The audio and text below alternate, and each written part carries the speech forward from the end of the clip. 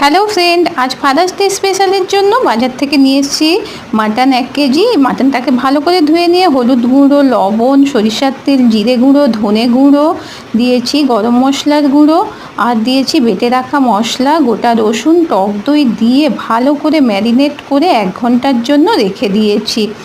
তারপরে গোটা গোটা আলু কিছু ভেজে নিয়েছি। ওই তেলের মধ্যে চিনি দিয়ে, গোটা গরম মশলা, শুকনো লঙ্কা, তেজপাতা দিয়ে, কেটে রাখা পেঁয়াজ দিয়ে ভালো করে গোল্ডেন ব্রাউন করে ভেজে নিয়েছি।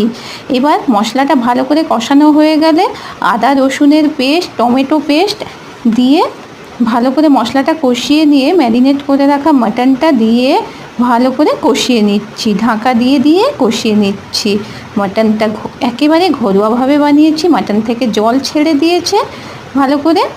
এবার ভেজে রাখা আলুটা দিয়ে আরও কিছুক্ষণ মাটনটাকে কষিয়ে নিয়েছি। দেখুন বন্ধুরা, একেবারে তেল বেরিয়ে এসছে।